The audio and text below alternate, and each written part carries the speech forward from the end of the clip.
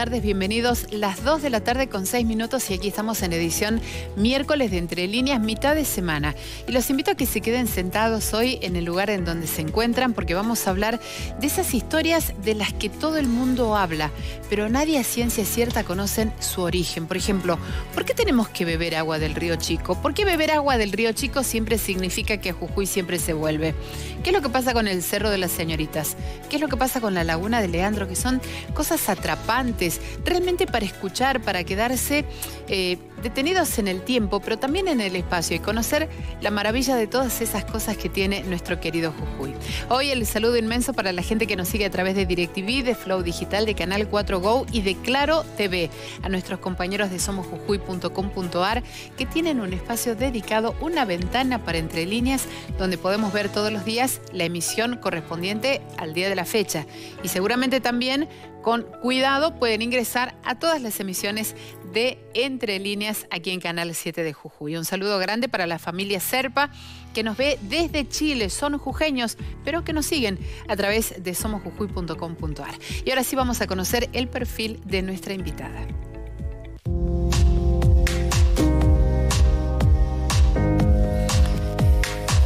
Hoy está con nosotros Claudia Tapia. Ella es guía y técnica en turismo. Es jujeña, estudió en las escuelas Obispo Padilla y el Provincial de Comercio número 3. Se recibió del IES número 11 en el año 2014 como guía y técnico superior en turismo. Participó de la Feria Internacional y Andina de Turismo en el año 2016 y del segundo encuentro del ciclo de webinars Ciencia y Tecnologías aplicadas al turismo en Jujuy, esto en el año 2020.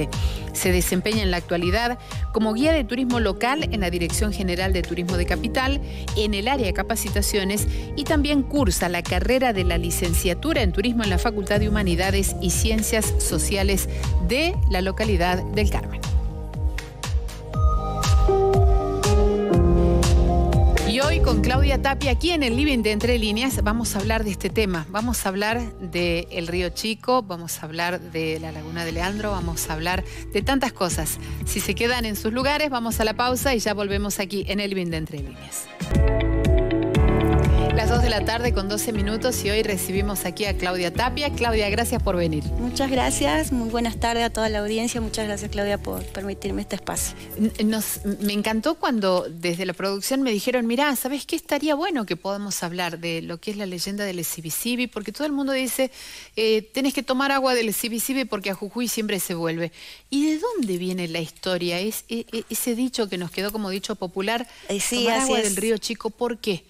¿Cuándo se remonta? ¿A qué época? Lo que es la leyenda del río Engualichao, que es como la conocemos nosotros los habitantes de Jujuy, se remonta más que nada a la época de la colonización, en que empezaron a llegar los españoles a estas ciudades y entender también el papel, el protagonismo de las antiguas comunidades que habitaron este suelo, y principalmente los que habitaban la zona a orillas del río Sibicibi, que eran los jujuyes. Y bueno, cuenta la leyenda que por aquel entonces llega un encomendero español conocido como Francisco de Villagra, que es un europeo que crea un asentamiento también acá en Jujuy con esta idea que si bien en aquellos momentos se desconocía cuál era el propósito real de la llegada de los españoles, algunos decían que venían a evangelizar, pero también se hablaba de sacrificios. Entonces, ¿qué pasaba con estas comunidades? Sentían rechazo ante la llegada de estos seres diferentes a ellos. Y es así que, bueno, Francisco de Villagra, una vez que llega a este lugar, decide establecer su campamento a orillas de un río, en este caso en las márgenes del Río Grande, en lo que es hoy la zona de los Perales, entendiendo que esta tribu ya se encontraba asentada en lo que es a orillas del río Sibicibi. Por eso era también característica esta comunidad conocida como los jujuyes. Resulta que lo que más nos interesa conocer a nosotros quizá no era el propósito de por qué llegan estos españoles, sino el suceso o el acontecimiento que ocurre en ese momento con la llegada de este campamento. Resulta que el cacique principal de los jujuyes ya había alarmado a la comunidad que se encontraban llegando estos seres muy diferentes a ellos y había advertido a toda la tribu, incluso a su hija, porque resulta que también tenía una hermosa hija de tan solo 15 años, que se llamaba Oderay. ¿Qué pasaba con esto? De que, bueno, mucha curiosidad también y sorpresa por parte de la tribu, porque no entendía qué pasaba. Y también entendiendo este jefe, la amenaza que producía la llegada de estos españoles. Tal es así que les pide a toda la comunidad, incluso a su hija, de que no deberían subir la barranca. En este caso era una barranca que se encontraba en lo que es hoy el lago Popeye, conocida como la Salamanca. La llamaban el lugar prohibido porque le decía justamente este cacique a su gente que no debían atravesar la Salamanca, entendiendo que por el otro lado se encontraban el asentamiento de los españoles. El asentamiento de los españoles. Resulta que, como toda joven plebeya y rebelde, Oderay desobedece la orden de su padre.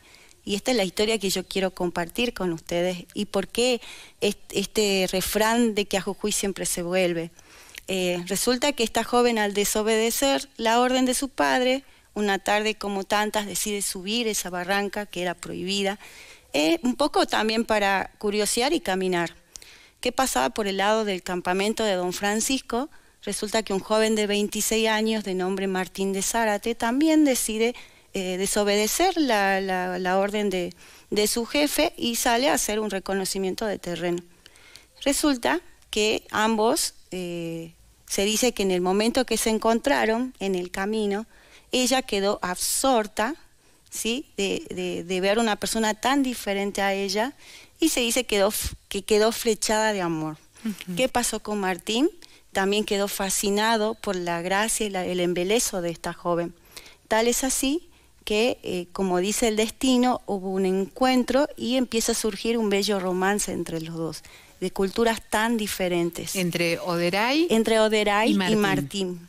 Resulta que este romance los llevó a encontrarse tarde a tarde en el mismo lugar, entablando largas charlas y también tratando de conocerse ambos de diferentes culturas. Resulta que pasado un tiempo le llega la orden a Don Francisco que debían levantar el campamento y remitirse a la ciudad del Barco, a Santiago del Estero. Resulta que Martín, como todo joven que la verdad que obedecía las órdenes de su jefe, él no estaba dispuesto a abandonar la tropa, pero también le causó tristeza porque sabía que iba a abandonar a su amada. Tal es así que ese día presurosamente llega al mismo lugar de encuentro, como todas las tardes, y le da la noticia a Oderay que él iba a partir. En el caso de Oderay lo tomó como una catástrofe a la noticia, porque ella lo había conocido y llegó a amarlo mucho a Martín. Y es así que ella sentía como que iba a perder la vida si él se iba. Pero ¿qué pasó? Bueno, Martín regresa al campamento, le dice que al otro día iba a venir a despedirla, entendiendo de que esa partida iba a ser definitiva. Claro, él se iba a despedir. Él se iba a ir. ¿Y qué pasaba con Oderay? Resulta que, desconsolada, recurre a su padre y le cuenta la historia, porque en un principio era oculta, era solo de ellos dos, pensando de que quizás con la esperanza de que el padre la iba a apoyar, le cuenta y le pide si él podía impedir esa partida, podía hacer algo para que Martín se quede. Pero ¿qué pasaba? Por el contrario, el padre estaba muy contento con la partida de los españoles. Así que no logró su cometido Oderay, y resulta que a orillas del río Sibisibi es tan fuerte el llanto que encierra en su interior y que logra evidenciarlo, que se dice que a orillas de este río se le aparece el hado del amor, el genio del agua, y le pregunta qué le pasaba a Oderay. Ella le cuenta su historia y más que nada era la tristeza que reinaba en el momento, porque ella sabía que su amado se iba a ir y no iba a regresar más. Entonces el genio decide concederle un deseo a la princesa, porque el deseo de ella era que él se quedara en este lugar, en estas tierras. Tal es así que él dice que se iba a impregnar en el río para que el río quede en Gualichao. De esa forma iba a ser, lo único que debía hacer ella era hacerle beber de esas aguas a Martín antes de que emprenda su partida. Y es así que sucedió, como le había predestinado también el hado, él ya se había engualichado en las aguas, y resulta que cuando Martín regresa a despedirla a su amada, ella le hace beber de las aguas del río Sibisibi. Se dice que Martín, estando en la ciudad del barco, no estaba de acuerdo con las ideas o órdenes de su jefe. O sea, él se va. Él se va. Bien, toma el agua del río y se va. Emprende viaje. Así es. Y resulta que él, estando allá, no estaba de acuerdo con algunas decisiones de su jefe y decide abandonar finalmente la tropa y regresa a España, a Sevilla, en compañía de sus padres. Se dice que al cabo de 2 años era tanta la tristeza, porque lo había envuelto a él, no entendía qué pasaba en su corazón, que algo le decía que debía regresar. ¿Qué pasaba con Oderay acá en este lugar? Se dice que todas las tardes ella subía ansiosa a la barranca en donde se habían conocido, a la espera de su amado. Tenía la esperanza de que él en algún momento iba a regresar, como lo había predestinado el genio el hado del agua. Tal es así que una tarde como tantas logra evidenciar que a lo lejos veía una imagen, decía, es Martín, había regresado su amado, y se dice que desde ese momento vivieron felices y respetados por la tribu de los jujuyes. ¿Cuál es el refrán que nos deja esta leyenda? Quien has de beber de estas aguas, a Jujuy siempre se vuelve.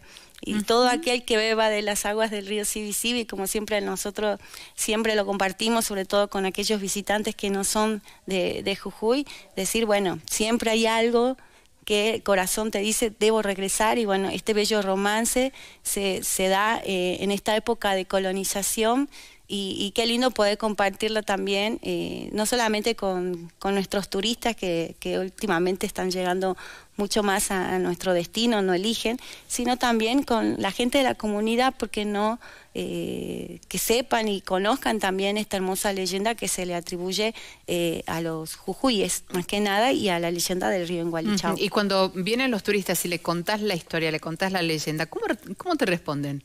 La verdad que quedan muy admirados, porque creo que es el condimento que necesita siempre un recorrido, no solamente contarle acerca de un lugar, porque creo que lo que más interesa al visitante es esto, que forma parte de la cultura popular, de costumbres o de historias que surgen con el origen de las ciudades, en este caso de Jujuy.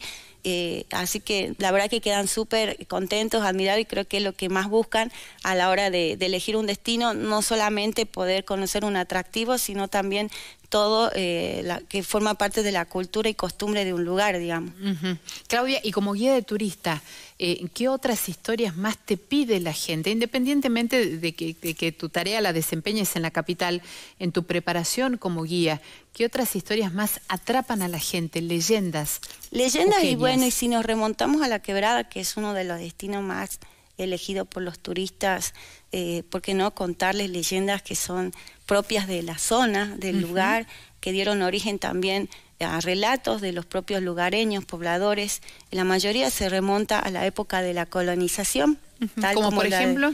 Por ejemplo, de la Quebrada de las Señoritas, que es muy interesante, cómo surge el lugar, cómo surge ese atractivo, y el poder recorrerlo, ¿por qué no contarle también la historia de ese lugar? ¿Qué ocurrió hace muchos años allí? Y bueno, esta leyenda se remonta también a la historia, a la época del Imperio Inca, porque los incas también estuvieron 50 años en la Quebrada. ¿Qué pasaba en esa época? Y cuenta la historia, según los relatos de los pobladores. Se dice que desde el Perú partió un grupo de señoritas cargando un cargamento importante de oro, que era la riqueza que tenían en ese lugar. Se dice que atravesando la quebrada, estas señoritas se perdieron entre quebradas, no sabían en qué lugar se encontraban. ¿Y eran perseguidas por los españoles? Por los españoles. En este caso, en esa época de colonización, eran los invasores para ellos. Y resulta que los españoles entendían también la riqueza que portaban estas señoritas. El valor que tenían. Y el valor que tenían, llevaban oro y plata. Resulta que al llegar a una zona que se encontraba lleno de quebradas, estas señoritas se pierden. No encontraron el camino y también estaban cansadas porque tenían que llevar semejante cargamento. Como sabían que ya venían avanzando los invasores por la quebrada y no les quedaba mucho tiempo, deciden guardar su tesoro en esta quebrada. ¿Dónde se encontraba esta quebrada? A 33 kilómetros de Tilcara, en un pueblo conocido hoy como Uquía. Del lado de atrás se encontraba este hermoso paisaje soñado para ellas. Entonces, ¿qué hacen? Como estaban entregadas porque ya no podían continuar o emprender su camino, deciden enterrar el tesoro alrededor de estas quebradas. Y como sabían de que también acechaba o amenazaba su vida con la llegada de estos invasores, deciden ofrendar su vida a la Pachamama, a la Madre Tierra. Y se dice que la Madre Tierra también les agradece por la ofrenda y la riqueza que ellas le brindaron en esa tierra, y por eso que las quebradas quedaron impregnadas con estos picos altos de hermosos colores. Y desde allí nace esta hermoso relato y leyenda de la Quebrada de las Señoritas. Mirá vos, la Quebrada de las Señoritas, ahí nomás, a unos pasos de Uquía. Y Claudia, la Laguna de Leandro, que también es otra leyenda maravillosa, sí, que te deja extasiado cuando uno la escucha por primera vez. Sí, sí, bueno, justamente la leyenda de Leandro también es una leyenda que surge en la zona de la Quebrada, como tantos, ¿no? Tantos relatos, hablamos de tesoros escondidos. De mucho oro, ¿no? De mucho oro, y hablando de la riqueza, de la Madre Tierra, que también tenía un papel importante ya desde muchos años, porque si bien ahora estamos en el marco de que estamos venerando a la Madre Tierra, también pasaba hace muchos años con estos pueblos andinos, con estos grupos. Y bueno, ¿qué pasó con la Laguna de Leandro? También se relaciona mucho con el tema de la riqueza, hablar del oro, porque resulta que en una zona conocida como Queragua, en Humahuaca, se dice que vivía una mujer con un hombre llamado Leandro. Se dice que ambos tenían un rancho y tenían su propio rebaño y una tropa de llamas. Que ellos vivían del trabajo de este rebaño, del cuidado de estos animales, y se dice que en una de esas tardes Leandro emprende su partida, su viaje a Tres Morros, como lo hacía habitualmente, y se dice que en el camino encuentra un arriero, un puneño, que le cuenta la historia de cierto tesoro que se encontraba en una laguna, la cual él cruzaba cada vez que realizaba este viaje. Resulta que este arriero le cuenta que hace muchos años atrás, y hablando del viejo cacique Inca Atahualpa, del imperio de este cacique, habían llegado emisarios, porque resulta que Atahualpa estaba apresado por los invasores. Sí. ¿Qué pasaba con estos emisarios? Le había llegado la orden de que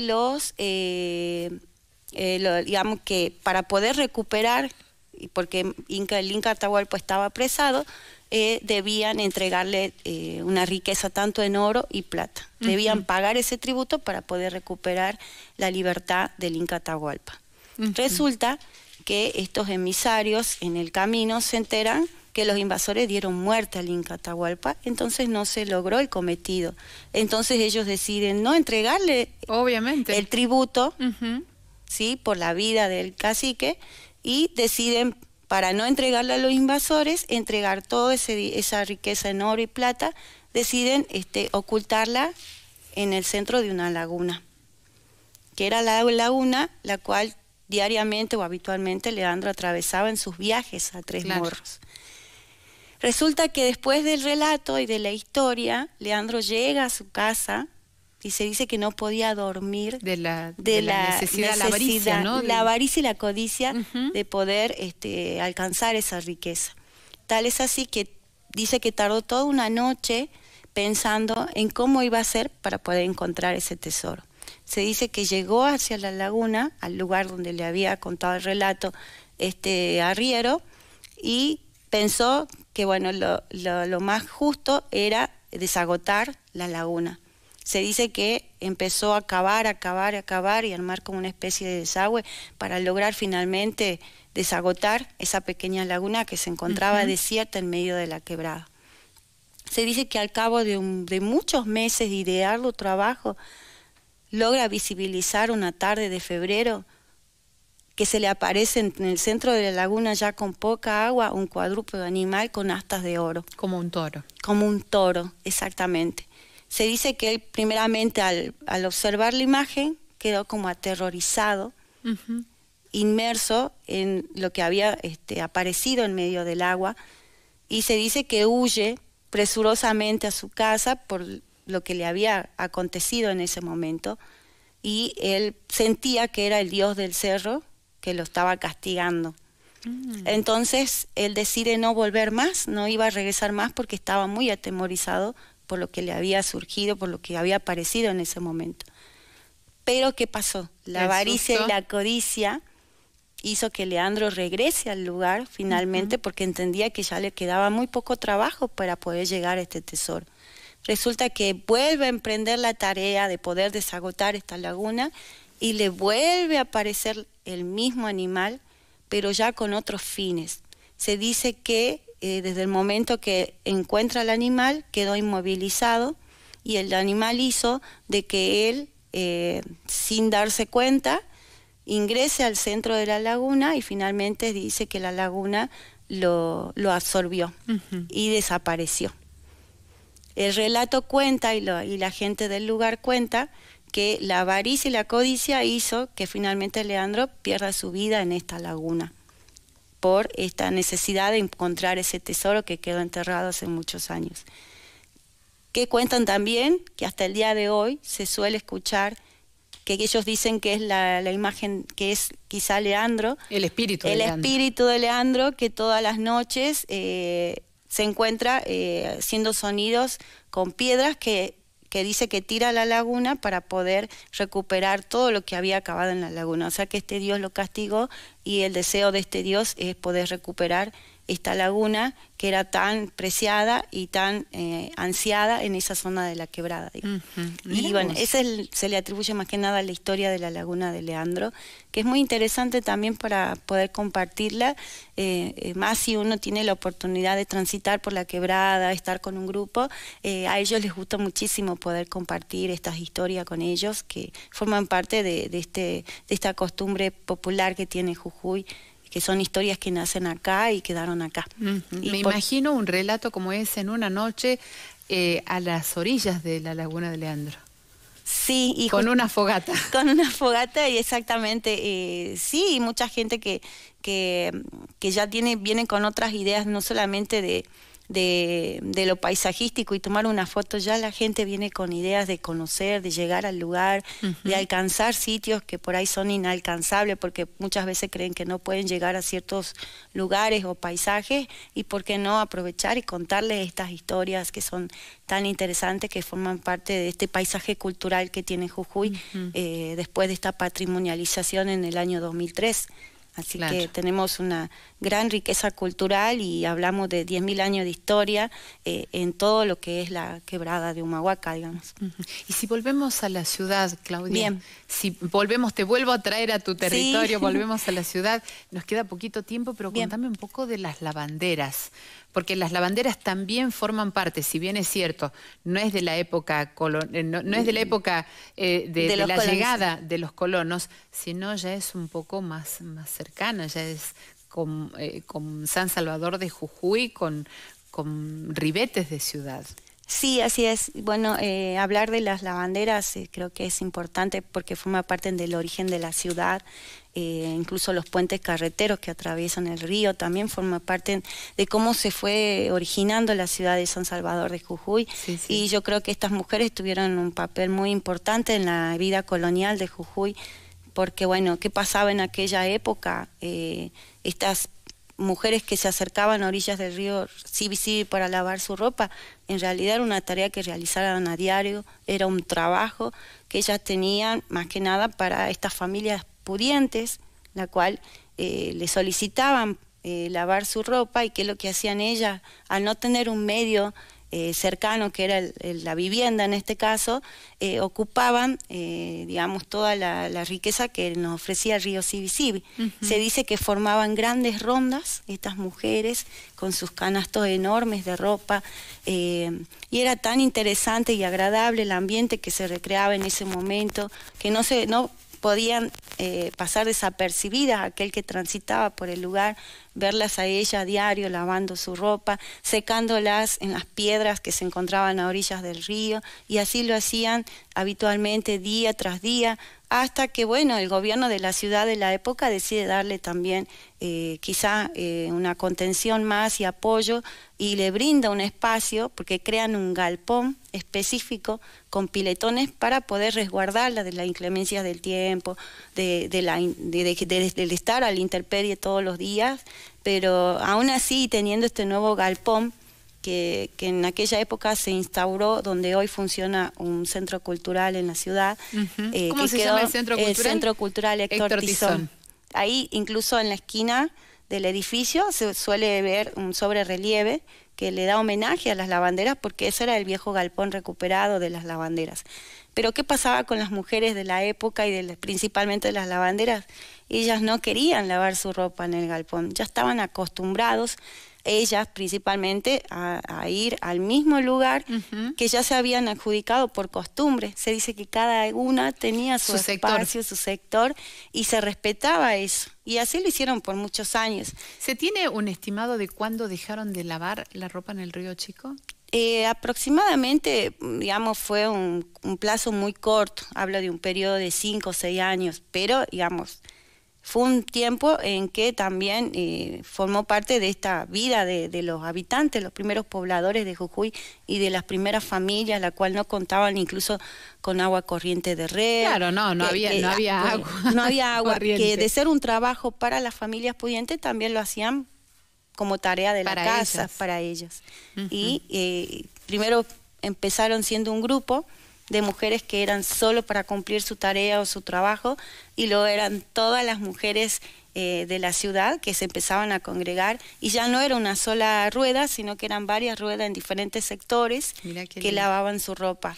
Claudia, ¿se conoce más o menos a qué número llegaron las lavanderas del Río Chico? La verdad eso no desconozco, pero calculo que casi la mayor población de las primeras familias de Jujuy estaban presentes allí, las mujeres que eran las protagonistas principales lavando su ropa a orillas del río Sibicibi. Claudia, gracias por venir el día de hoy a contarnos el origen de algunas leyendas o dichos populares que nos atrapan a diario y que no sabemos de dónde vienen, como por ejemplo Tomagua del Río Chico, que a Jujuy siempre se vuelve. Gracias. No, por favor, muchas gracias a ustedes. Gracias también por habernos acompañado en esta jornada de miércoles hablando de leyendas populares y también, obviamente, de la cultura que está impregnada en nuestro pueblo. Nos vemos mañana después de las noticias. Hasta ese momento.